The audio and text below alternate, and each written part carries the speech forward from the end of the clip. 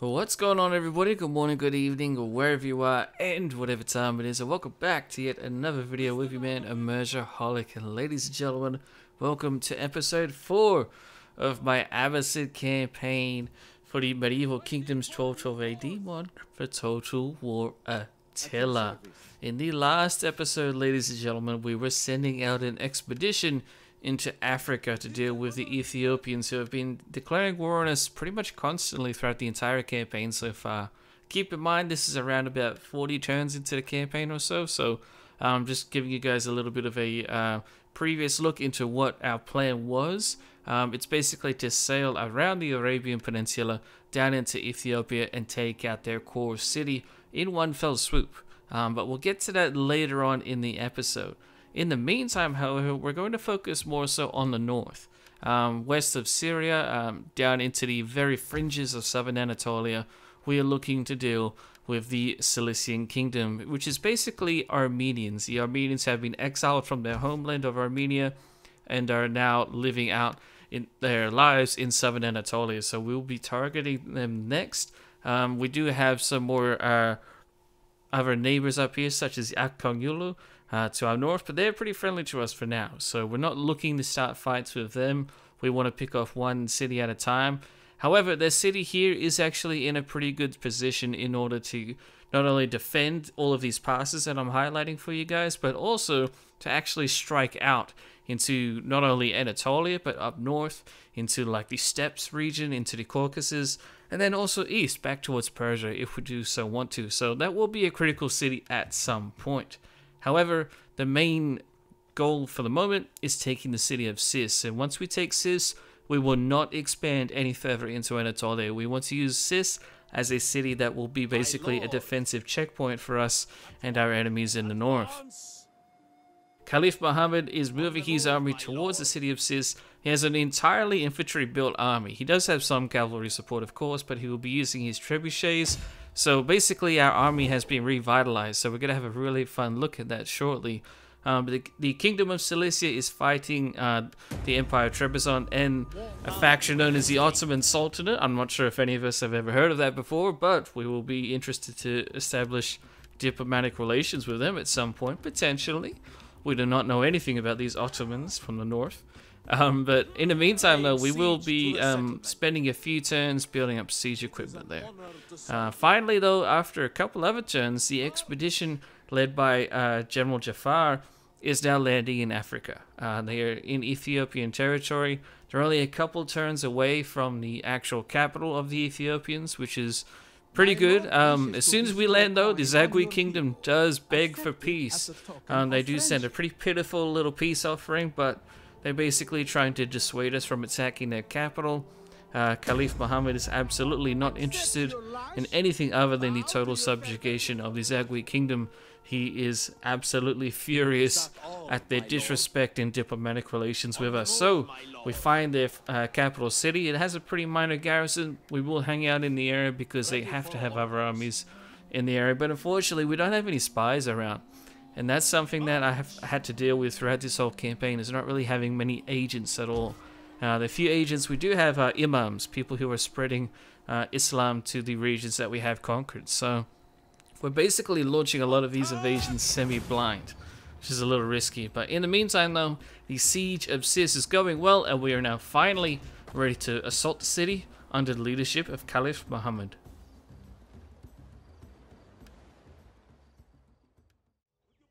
Here we are on the battlefield. We have our trebuchets that we'll be using for the first time in the campaign. In the previous episode, we had just standard catapults, but it's been quite a few turns since the last episode, so we have our entire army being upgraded just slightly. But we also have trebuchets, which is basically the next big thing for us. And then after trebuchets, it's cannons. But I'm not sure if we'll even get to that stage during this campaign. Hopefully we do, but this campaign won't be going for too long per the voting in our community Discord. Here is Caliph Muhammad himself, leading his personal bodyguard. His personal bodyguard is now known as the Amir al-Jaysh cavalry. Very heavy cavalry, amazing details on their shields and overall armor. They look just absolutely stunning. As to the rest of our troops, such as the Tabadaria al-Futuwa, I'm sure I nailed that pronunciation, shock infantry that we have. They're basically our two-handed axemen that we've already been using, but this time their stats are slightly buffed, primarily in their armor. I think it was at 5 before, whereas now it's at 10. So it's a little bit of a help, but they're still quite weak, at least in terms of defense. We then have our Regila Al-Jund infantry, which is our basically baseline swordsman units that we'll be using to form up the bulk of our armies, and we'll be combining that with our spearmen as well. But you can see a lot of chainmail is coming into effect. As the campaign progresses, our armies are going to be getting more and more armored. We then have the Rumat Al-Jund, which is our archers. They're very heavily armored just for archers. They even have their own shields on their backs, complete chainmail head to toe. They're interesting hats for some of them.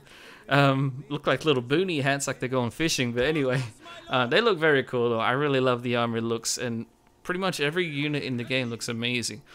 We then have the Ramaha Al-Jund infantry, which is our spearmen. Their spears are quite long now.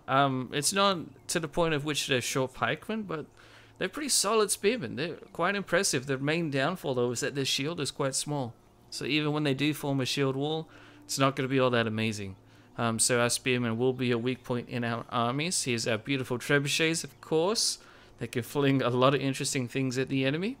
And then the final unit that I wanted to show you all is the Mamluk al-Julban cavalry, which is essentially a bit of a predecessor to the Mamluk dynasty in cavalry that was famed for its use throughout this time, just leading up to the Mamluk dynasty taking over Egypt.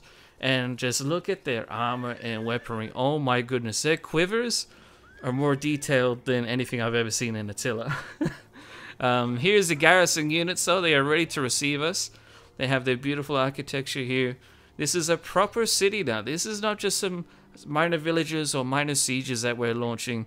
The factions that we're attacking now are very well developed. They're very powerful, and even though their garrison numbers aren't massive, their troops are good, and the cities are vast and wealthy.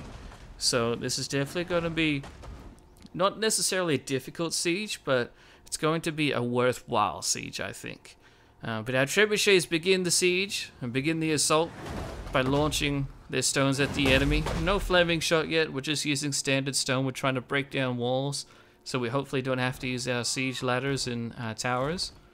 The enemy does have their own siege equipment here, as you can see, but it's not many, and it reloads quite slowly. So while our trebuchets absolutely batter the absolute hell out of their walls, our archers move forward and begin launching their flaming shot at the enemy siege works, and within just a couple volleys, the enemy siege works will be set on fire and their crews will have to retreat off the battlefield. So thankfully that threat will be dealt with very, very quickly. As the siege continues, we send forward some of our horse archers. Our Mamluk al-Julban cavalry will be moving to the left and right flanks respectively. Caliph Muhammad will be in the background for now, as he is leading the army and giving out direct orders. But the enemy garrison has now moved up to the walls as our infantry begins to move forward as well. So our archers will be exchanging fire with their skirmishers. They have javelinmen and archers getting involved here, so it's actually quite a good mix of infantry that the AI is using, but it's just not going to be good enough. And here you can see their two-handed infantry axeman units, which are quite strong, but they're just getting absolutely pummeled by our archers and trebuchets. It's a devastating combination, which is making sieges all the more easier for our infantry. But speaking of which, after a few barrages against the enemy, it's time for our swordsmen to lead the charge here. We were going to send in our axemen, but the enemy had so many skirmishes, I wanted to save them for the second wave in this fight. So our trebuchets switched to flaming shot, and they'll be pouring it on the enemy's skirmishers and cavalry. In the meantime, our own cavalry will be coming off the main gate, as we have destroyed the main gate, and they'll be coming in to try and deal with the enemy cavalry and skirmishers as well. So that's our main threat there, the enemy skirmishers. They're going to be getting a lot of free kills against us. Our archers will be shooting over our troops that are fighting, hopefully not shooting any of them in the back, to try and deal with the skirmishers in the background that you can't see. They're just off the screen. The battle continues raging, and the enemy is really pushing hard against the walls right here. They've committed their entire garrison basically to defending this massive breach that we've developed with our trebuchets. Our archers are very well armored, so they're doing very well and lasting long in the skirmishing phase of the battle here. Our cavalry are also stuck into fighting and they're kind of getting ground down against the enemy cavalry and skirmishers respectively. So now that we're opening up more holes against the enemy walls, we're going to be sending in our second wave, which is our spearmen. And the spearmen actually come in at the perfect time, just as the enemy is starting to get exhausted. And they will start to mop up some of the enemy units, especially on the south side of the field. Towards the main gate, it's still a bit of a cluster, but our skirmishers are starting to help out now even a little bit more. And the enemy cavalry will be in a retreat. And then as the enemy cavalry retreats, so does our infantry. Our cavalry then has free rein to charge them down and chase them down. And then they are followed, of course, by our own infantry that now swarm the city and go up and down the streets searching for any Armenian soldiers. And once the wall fell, the entire garrison went into retreat, and here was the personal bodyguards. The two-handed axemen are being chased down by our cavalry, and the governor is killed, and the city of Sis falls to the Caliphate. Here are these statistics. You can see Caliph Muhammad himself actually got involved and got over 100 kills. Not too bad whatsoever. Our trebuchets unfortunately didn't get that many kills, but they did have a lot of ammo. They dealt a lot of morale damage, and of course they opened up a lot of the walls for us. They got like 3 or 4 sections of the walls down, including, or no, in addition to, I should say, the main gate. So these trebuchets are really impressive. They're just not meant for killing, which is probably going to be a little bit more directed towards cannons later on. The Kingdom of Cilicia, though, does have another city to the west, Attaleia. They do have a decent little garrison, but they also have more armies. Their army is inside of the city, and there is more in the area as well. The Kingdom of Cilicia won't take peace at the moment. They're too furious that we've come in and attacked them and taken the province of Cilicia from them. So the Armenian exiles will continue the war against us. However, in the meantime, we will actually begin expanding our diplomacy, and we'll be beginning this by sending out emissaries to the Empire of Nicaea, one of the many Byzantine factions that are basically quarreling for the throne of Constantinople. And they're actually very friendly towards us, and they're more than willing to establish many diplomatic relations. So the Byzantines may prove useful in getting our hold over Anatolia fairly secure. But the Kingdom of Cilicia is fighting enemies up in the north. They're fighting the Ottomans and some others. So their armies are kind of a little bit spread out. But they do only have 2 of them. So it's not too much of a big deal in terms of them coming back for us. But if they get enough time, they might. In the meantime, though, the Kingdom of Antioch has a massive army just next to Antioch. So that's a little concerning. But they're not attacking us. They're just sitting there for now. But they've also lost a bunch of cities to the Kingdom of Jerusalem. I'm not sure why that was, but they did. So we're going to have to look into that perhaps later on in this episode. And then basically my plan was out with our army in Ethiopia to come all the way up here along this red line, conquering all of these Ayyubid cities as well, all the way up to Cairo. So now that we've taken the city of Sis, we're going to try and deal with the Armenians in the north. And then we're going to do a 2-pronged attack into the Holy Land, essentially. We'll be going down through Syria and north through Egypt. To continue our diplomacy and diplomatic moves, we get trade and non-aggression with the Kingdom of Georgia. It takes a fair bit of back and forth, but they are willing to accept some diplomatic contracts with us. So that will be helpful, and they are quite powerful in the region too. However, we do take a hit on the diplomacy side of things with the Kingdom of Makuria declaring war on us. These guys are Nubians.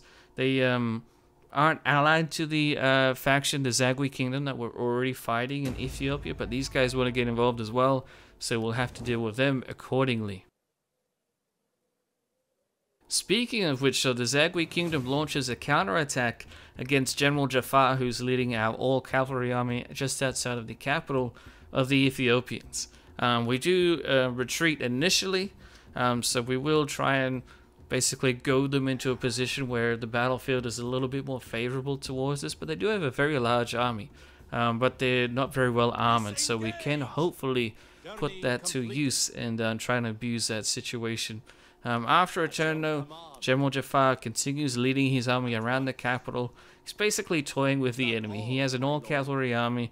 The only issue with his army is that he has no infantry, so he can't take any cities directly. If he's going to try and take any cities, he has to try and draw out the enemy garrison. So General Jaffar, despite not being the smartest commander we have, he is the son of Caliph Muhammad, keep in mind. So this is the heir to the Caliphate leading the expedition.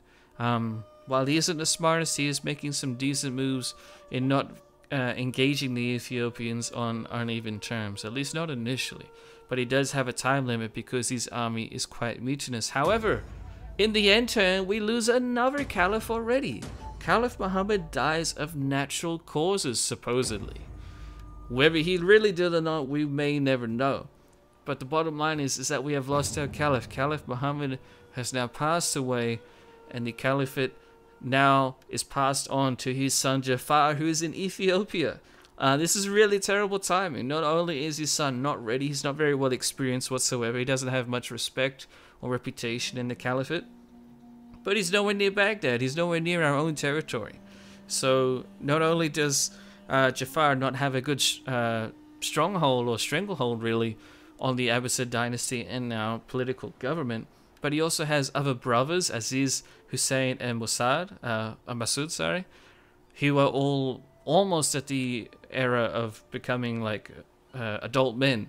He will essentially be rivals to the throne for him. So now Caliph Jaffar is in a very awkward position. He is going to try and secure the alliances and the allegiances of noblemen, but we'll have to see how it goes. So because of that now, and because he is so under pressure, Caliph Jaffar is now going to launch a direct siege on the main capital of the Ethiopians, and despite him not having any infantry at all, he can still surround the city and force it into a siege.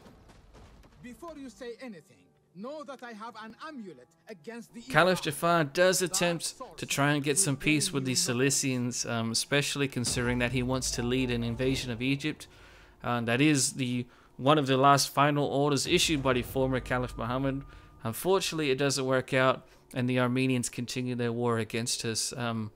One of the first political acts though that Caliph Jaffar does is actually assassinating one of his governors, Governor Jamil. He was one of the more corrupt and disloyal politicians that we had serving our faction, and yeah, it kind of displays the ruthlessness that the caliphs need in some instances in order to maintain their power grip and their power base, and even then their power is apparently pitiful, quote unquote, according to the game. So it's going to be very interesting to see how our politics develops. However, the Ethiopians do not tolerate any sort of siege whatsoever on their capital, and then within a turn they do march out against the brand new, essentially baby Caliph Jaffar, with his all-cavalry army just outside of their capital city. However, I'm not going to show you guys this entire battle because, to be honest, it's quite boring. So those of you who have been on my channel for a while, you know that we just finished a Parthian campaign, and in that campaign we used all cavalry armies throughout the entire campaign, essentially. And it basically came down to me dragging my troops around the battlefield, letting them use all of their ammo, and then picking off units and surrounding them and skirmishing them to death. And so I'm going to show you guys a few little segments of footage here of the battle.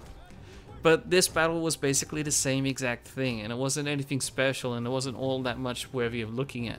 We basically drew out the enemy cavalry and the skirmishes. You can see my horse archers are drawing out their enemy cav on its own right now, which is pretty stupid of them, but hey, it's working, so I'm going to go ahead and do it. And their archers actually stray way too far from their main battle line, so they're going to get run down by our own cavalry very, very easily and get wiped out within just a single charge. We don't even need to surround them for that. Although there is more cavalry to be dealt with, they only have a couple units of cavalry, and they're just not positioning their army in a good spot to where they can actually back up their cavalry and support them in any engagement. So our cavalry is a lot faster as well, so it will retreat and essentially goad the enemy into charging us, making them furious enough that they want to charge us, and then when they do, we surround them and obliterate them. And that's basically how the entire battle went here. You can see right here a perfect example of what we did to their infantry units, their melee infantry units that is, where we surround them and then send in a beautiful, good old school Parthian sandwich. The Emergaholic Parthian sandwich right here, waboom. And we don't even need to kill that many of the infantry. As soon as we hit them from multiple sides, they go down and retreat. Although here's a very cool final charge that we issued on the battlefield. After we used almost all of our ammo, we did an entire charge across the entire front line of our front line and the enemy front line, and we just obliterated them all in a single charge after we had used probably thousands of shots of ammunition. But regardless, the Ethiopians were defeated, and Caliph Jaffar wins the day. So the boldness of Jaffar leads him to victory and gains massive reputation and glory for the Abbasid Caliphate. The Abbasids are not known for their martial prowess at this point in history. They have become a very tiny former shadow, or tiny shadow of their former self, and so this was a really big victory for him, despite it coming quite easily. However, we still do have a mutiny on our hands. At least it's very close to being a mutiny. So Caliph Jaffar isn't wasting any time, and he does chase down the remnants of the Zagwe kingdom, and he will annihilate them without too much issue whatsoever.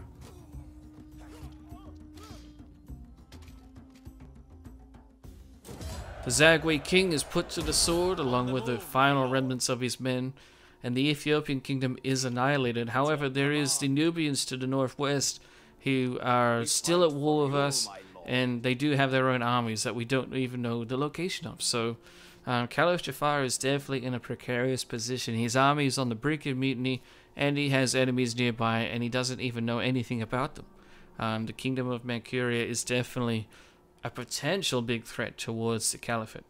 But in the meantime, though, the generals of the Caliphate continue marching west. We do need to deal with the Armenians as soon as possible. We also have more mutinies that are very close to occurring in the north, and we have diseases running rampant everywhere. So it's almost understandable, really, that our armies do want to mutiny, because they are not necessarily underpaid, but they're undersupplied. The diseases that are ravaging our cities are not doing very well. Here I'm just trying to figure out what is the best source of food with our agriculture. Pretty much throughout the majority of our territory, I've had to go with using camel herds. It's been really powerful in giving us a lot of food, especially in the regions that have low fertility. But we will be using wheat in other regions. But in the meantime, though, our integrity is just at an all-time low for these armies. They're almost chosen right here with the trebuchets, led by General Hakam, has to basically launch the assault against the Armenians very soon. Caliph Jaffar, though, is very diplomatic savvy, and so he actually sends an emissary to the Khwarezmian Empire. This is something no other Abbasid Caliph has ever done. But the Khwarezmians have been a long-time enemy. They've basically been one of the mortal enemies of the Abbasid Caliphate. They took a massive amount of our power. However, they are also in the middle of fighting multiple Mongol hordes in the east. So we're going to let them live for now and try and get non-aggression with them, so we can focus on dealing with the Ethiopians, and while we can focus on dealing with the Armenians as well at the same time. However, the kingdom of Makuria does not wish to give us any breathing room whatsoever. They launch a massive army against the Caliph's army, which is stuck inside the city of Lalibela, which is really bad for us because we have an all-cavalry army which is stuck inside of a city. Thankfully, though, the kingdom of Makuria is more than willing to get peace with us. Perhaps setting an example against the Zagwe kingdom has made them a little bit more willing to be diplomatic with us. So we do go ahead and actually get peace with them. It's not exactly what Caliph Muhammad wanted, but now that Caliph Jaffar is in charge, he's going to be taking diplomacy down a different road for the Caliphate, and we won't be continuing our invasion of Egypt, at least not right now. What we will continue, however, is our attacks in the north. We're suffering pretty big attrition with our armies now due to our diseases that we're suffering. The Armenians have their king and a massive garrison, well, a decent sized garrison combined with an army, so it is overall quite massive, inside the city of the capital of the Armenians at Attaleia. And so now we actually can't even build siege equipment. We're going to have to rely purely on our trebuchets to get us inside the city. So now let's launch our hopefully final assault against the Armenians.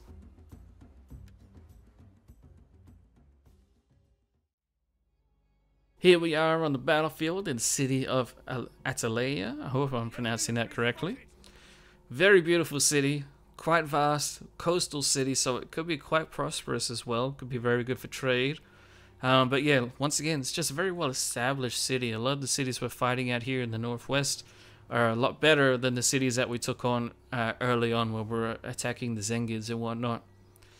But of course, this siege will begin with our trebuchets doing their thing, bombarding the city, trying to get open, give us some openings, batter down the enemy walls. Despite them being very well built, trebuchets are very powerful in this time period, and so we will make some holes eventually.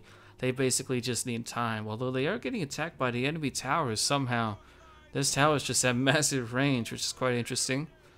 We will move our archers forward shortly, and we're once again using our newly recruited troops, which are a little bit more well equipped and elite compared to the troops that we had before. And then we have reinforcements coming in the background as well, more infantry from the east, so this is good for us. The trebuchets begin dealing devastating damage against the enemy troops that are on the walls here. They basically have no response to it besides the enemy towers that are firing at us. The enemy does have siege equipment, which we will target here momentarily. We tried using non-flaming shot against them, but it didn't work out too well. So we will change that shortly after that. But at the same time, we're also making pretty large openings in the walls of the enemy city. So while it may not be as numerous as the last city that we assaulted, this city is basically falling down to the Abbasid recipe of siege warfare, which is using our trebuchets and long-range archers to deal massive damage to the enemy skirmishers.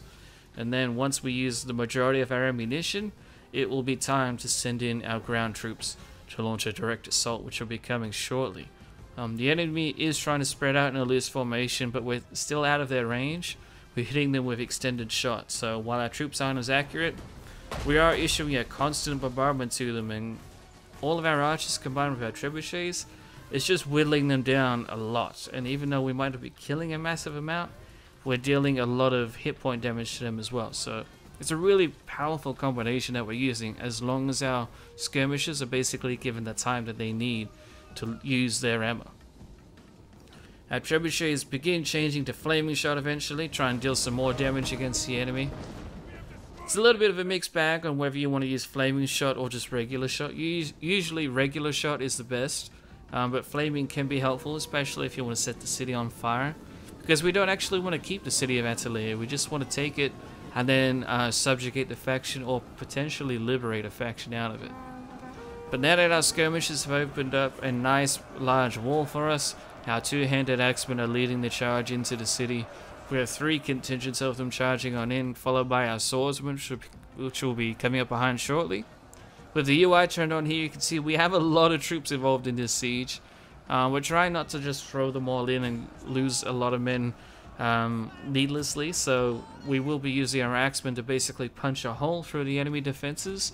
And then you can see 5 contingents of swordsmen coming in behind them, and these swordsmen are a lot better armored than our axemen. So hopefully, as long as they don't get shot in the back with friendly fire, they won't take too many casualties. And shortly after our swords join the fight, they actually do really well. Our axemen don't pull out though. A bit of a mistake on my part. I probably should have had them retreat, but I basically wanted our axemen to continue chasing down the enemy troops, and then while they did that, our swordsmen would come in and help mop up the final remaining units. And that seemed to work quite well. We then take the gate. The towers collapse as they do in Total War Attila, which is kind of annoying, but it looked pretty badass there. And then we basically take the gate and corner off a couple of the few remaining units of the garrison. But the garrison is starting to retreat almost across the entire board. They do have a few more units of archers that are falling back deep into the city, which are a little bit more elite. So we do need to chase them down. Here's our axemen and swordsmen right here, chasing down some of the enemy archers. They do have the personal bodyguard of the governor hiding inside the city still.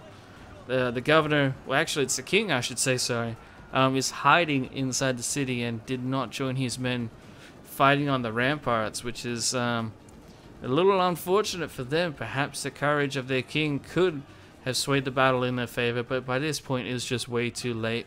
The entire garrison retreats, and so does the king of the Armenians. He tries to back out and retreat outside of the city, but he runs directly into our own troops, and our cavalry will hunt him down and ensure that the Armenian king does not escape the city, and the city of Attaleia falls to the Caliphate.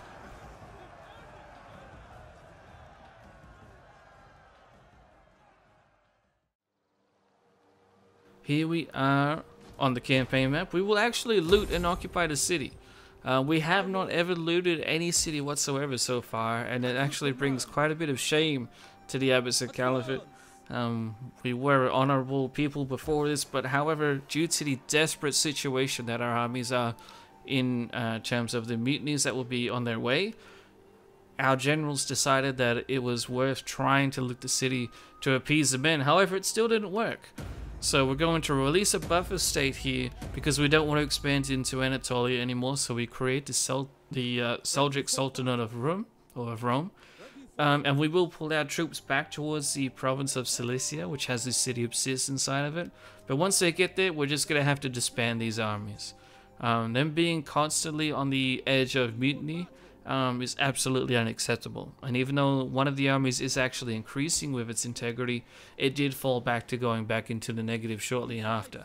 So looting the city didn't really help us besides giving us a short-term boost to our economy. The Seljuks are very grateful for us liberating them, so they will take any kind of diplomacy that we offer towards them. They even wanted to marry the mother of Caliph Jaffar. However, the Caliph ended up refusing to do so, and instead continued his diplomacy game, essentially, where he sent out emissaries to the Ottoman Sultanate, a Christian Orthodox faction in this campaign that is actually fighting the Kingdom of Jerusalem. So these guys are going to be very helpful for us because the Kingdom of Jerusalem will probably be our next target. The city of Lalibela down here in Ethiopia is not going very well. The public order is really, really bad, and the city just doesn't provide us with much. So what we're going to do is release the Zagwe Kingdom as a client state of the Abbasid Caliphate. Hopefully that doesn't come back to bite us in the butt, but our expedition into Africa, while it did accomplish its first objective, the army being on the verge of mutiny again is becoming too much of an issue for the Caliph to bear. So the Caliph is actually going to fall back to Baghdad and install a different general, General Abdullah, to the leadership of the army. Not much is known of this General Abdullah, and in fact, he actually turns out to be very disloyal to the Caliphate with only a 2 loyalty rating, which we didn't know before we installed him as a general, unfortunately, because he was a different politician that wasn't part of our group. So because of that, the Caliph will have to try and secure his loyalty, which is kind of strange given that we just gave him a command of an army, but you know, it is what it is. General Abdullah is not interested in being very loyal to the Caliphate right now, so we'll try to fix that. Caliph Jaffar is trying his best. In the meantime, the cavalry will be sent north. They will pass the holy city of Mecca, of course, and then once they do that, they will eventually join our troops in the Holy Land. In the next channel, the Zagwe Kingdom that we just liberated, or at least released, is now being attacked by the Kingdom of Makuria. The Makurians see this as a very easy little land grab, and while we did join the war against the Kingdom of Makuria again, it won't matter. Our troops have already pulled out of Africa, and so we'll probably lose our client state down there. So now that we disbanded our armies in the north, though, Antioch is going to become a pretty big recruitment center for us. So Caliph Jaffar is now marching to Antioch with 2 sets of trebuchets, and he's combining his forces with General Hakim, who will be leading his own army and recruiting troops outside of the city of Sis. So we'll basically have 2 relatively major armies, one major, one kind of side army being recruited up here in northern Syria. And then once they're done recruiting more troops, mainly infantry, it'll be time for us to attack the Kingdom of Jerusalem. They hold Cyprus, they hold the city of Homs and other holdouts in Syria, Lebanon, Palestine, etc. The city of Homs has a small garrison, however, their capital at Famagusta has a very large garrison, so that's very scary for us. This kingdom is basically a crusader kingdom, so their troops are very good, they're very well armored, quite well disciplined as well. So even just fighting their most basic garrisons, it's going to be tricky for our mid-tier troops that we have. So although taking the city of Homs shouldn't be too much of an issue, especially now that we don't have our army on the verge of mutiny, we'll have to see how our troops fare against these proper crusading troops. And who knows how we'll fare against their actual armies as well. And they do have large armies inside of the Holy Land, so that's going to be concerning. But like we predicted, our Ethiopian client state was defeated by the Makurians. we're going to have to keep a very serious eye on that and figure out how we want to deal with Africa. Do we launch another better expedition? Do we just leave them be? Do we get peace once again? Who knows? But what we do know is that it is time for the Kingdom of Jerusalem and Cyprus to be taken out of the game. They have quite a few cities here, as you can see. They hold Syria, Jordan, the Sinai, and Cyprus. That's unacceptable to us. It's time for us to take those cities for ourselves, establish hegemony of the Holy Land, and then take out our final rival, hopefully, which should be the Ayyubid Sultanate. So it looks like we only have a few more episodes in this campaign until we actually unite the majority of the Muslim world under the Abbasid banner. However, our attack against the Kingdom of Jerusalem will have to wait until the next episode. So thank you all so much for watching. Hope you guys enjoyed, and I shall see you in the next one.